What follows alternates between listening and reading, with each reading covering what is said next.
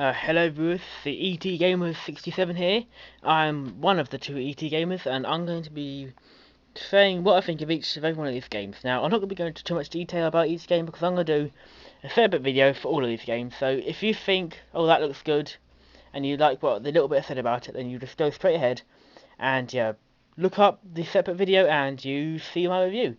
And hopefully it will hopefully it'll help you make your pick whether you're going to buy it or not. Now, here is one of my favourite games, the Elder Scrolls Skyrim. Now, see the back? It's all about fighting dragons and epic, awesome fun. You fight undead zombies and you can get good weapons, like elven weapons, dwarven weapons, orcish weapons. It's a load of fun. It's a game for the real RPG role-playing games people who get in-depth games. And overall, it's an amazing game. Assassin's Creed. Now, this is a game for sneaky ninja-like awesome people who... Well, just for like people who like being sneaky and not getting caught when they kill. And it's sorry about the damage case, but it's about sneaky, awesome people who, when they get a kill, when they kill, they don't get found out. Not my type of game. It's not a game, but I've played Skyrim more. Call of Duty World at War. I know nearly everybody on the Xbox probably owns a COD. Now, World at War, my personal favourite Call of Duty, because World War II is my favourite war. It's got the co-op campaign. It's got zombies, it's got online. The online's a little bit bad though, but I like it. ODST, now, it's more of an expansion pack in my opinion to Halo 3, but I quite like Halo. Halo 3 is good, ODST is just more, like I said, an expansion pack on the ODST part of the game. Now, PGR4 is a racing game. It's never really been as good as the Forza series, but the cars aren't really... They're real cars, but it's just never been as good. It's never had that feel of a real racing game about it. It's an alright game. Red Dead Redemption is a game for people who like fighting. It's like GTA in the American West. It's a good game, don't get me wrong. Paradise also got a broken case. Just that way. Paradise Box also got a broken... It's also a good game, but... It's like PGR4. It's a good racer, but it's just not... It doesn't match up to Forza's real feel. It's got a good feel about being a racing game. Section 8. It's more of a first-person shooter that tried to be good, but it wasn't. It was a good game, but it just didn't. Nobody really bought it. I bought it obviously, but nobody else did. Now, Harry Potter and the Death Hallows Part 1. Haven't played it much. It's got Kinect compatibility, so if you have a Kinect, it's compatible with it. It's a more of a game for people who like the Harry Potter series, who are a fan of it. I'm a fan of the Harry Potter series personally, and the older Oblivion, the older Elder Scrolls Oblivion. Now, it's not as good as Halo. Skyrim, but Oblivion is a real... It's an alright game. It's not as... I never really liked it much, to be honest, because it was just a bit... The campaign was a little bit off. It wasn't really that obvious what to do. But then with the Skyrim, the campaign is really obvious what to do, and I did it fine. Forza 3, personally my favourite Forza. I don't have Forza 4. If I got Forza 4, it would be probably better because it's got the Top Gear test track. But if you're gonna buy a racing game, make sure it's a Forza one. Halo Wars. In my opinion, the best real-time strategy game there has ever been.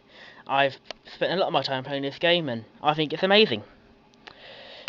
It's a game for people who like having big armies. Again, this one's like Assassin's Creed, a game for people who don't like getting found out, getting kills, being sneaky and getting the kills. You're a little ninja guy, and you go around climbing on buildings and pipes and shooting people in the head without them noticing, and pulling them out windows and breaking their necks. It's a game for sneaky people. Lost Planet 2. This is a game, epic game. It's got you kill things like 4 billion times your own size. And personally, I'd wait till Lost Planet 3 comes out next year. But right now, Lost Planet 2, good game. Left 4 Dead. This is an amazing game, but it's a little bit repetitive because you keep doing the same thing over and over again. It's a fun game, I admit, but you just keep doing it again and again. Halo 3. Now, this is a fun game. Halo 3 is what I said about it. It's, in my opinion, just as good as Halo Reach. The campaign's good, the online is good, but the ranking system's a little bit bad because you have to do like one match, 1 EXP. Reach has got a better leveling up system. GTA 4. Now this is a game for people I don't bother with the campaign. I like having time in my life going around on killing sprees and police chases and flying helis and blowing rubbish up. Good game. Halo Reach. Now this is a good game as well. Like I said, it's as good as Halo 3. it's more of the multiplayer is far better because the leveling up system. You don't have to like get 1 XP per game. You get credits, and the credits also help you buy your armor. You don't have to buy armor in Halo. You have to unlock the armor, but the campaign's much more in depth than Halo 3's campaign. It's got more of a feel to it. Now, this is one of my also favourite games. It's an epic game, Modern Warfare 3. And, like, it's the latest game in the series of COD games. I wouldn't say it's the best COD game, but it comes close to World at War's epicness. Now, I've personally preferred COD to Battlefield. Battlefield's not a bad game. Don't get me wrong, it's an alright game, but I just like COD more. It's appealed to me more, because I like a game where you just muck around. And this is LEGO Star Wars 3 The Clone Wars. With all LEGO games, they get boring quickly. You do the same thing, pretty much. It's a lot of games, they're repetitive. I mean, they're fun, and LEGO Star Wars 1 was like the best one, but this game's based on the TV series of The Clone Wars, and it's fun. You get to make your own characters, and it's fun for a couple of hours, but then you just get bored of it. Fable 3, it's also a very good game, especially in Fable 1 and 2. 2 was a little bit rubbish, really. But with Fable 3, it brings a whole new feel to the Fable series. You get to the campaign really in depth. You get to have a lot of fun. You get new enemies like the werewolf things, and you get to fight Sand Raiders, and you get to have a big battle with the Dwellers at the end, fighting. It's a good game. The campaign is really in depth. Black Ops, the campaign is quite odd but good. I've played Black Ops more for the zombies about it, but I do play campaign and multiplayer. Now, with every game, if they don't have the zombies pack, doesn't mean they're bad, but if you can apply zombies to everything. Even Red Dead Redemption, because here's Red Dead Redemption Undead Nightmare. Now, it's a good game. I like it. It's just as good as Red Dead. But Red Dead, I like the Red Dead campaign because it's got a good ending, and the ending annoyed me a little bit. But it's a good game, and Undead Nightmare is just a little expansion pack where you get to have zombies in your favourite third-person shooter, I would say, unless it's GTA.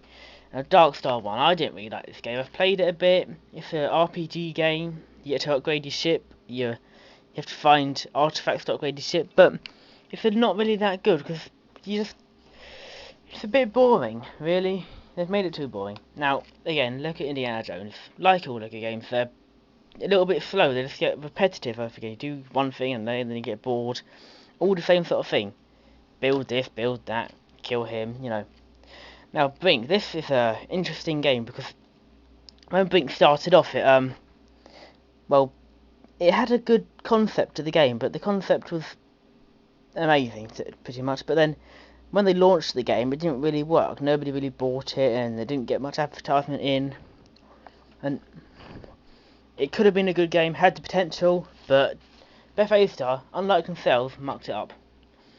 But AVP, to be a fan of AVP, you have to sort of know the AVP series quite well, because, well, not know it, but you have to like it, you have to be a fan of AVP.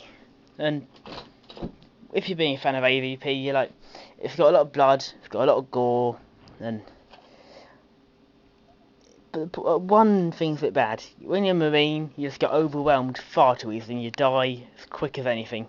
It's like being a boomer in Left 4 Dead. And Batman Arkham Asylum. My telephone, ignore that. But Batman Arkham Asylum, it's a game for people who are, like, again, Batman fans. It's like a psycho thriller, because the Joker's a psycho. But it's also a game for people who like having a good punch-up, not all this gun rubbish. Just a good, old-fashioned punch-up. Left 4 Dead 2, a lot like Left 4 Dead 1, it's a little bit, I'd say it's a little bit, repetitive, but it's like Left 4 Dead 1, but you get different characters and new zombies. It's still a good game, but then they should really, with Left 4 Dead 3, I hope they make it so the campaign's much more different and a lot better. They're all good games in my opinion, maybe some of them aren't, but most of them are. And I'm going to be uploading more videos once a week separately of all these games. And don't forget to rate, comment and subscribe, and I'll see you next time. It's been the ET Gamer 67.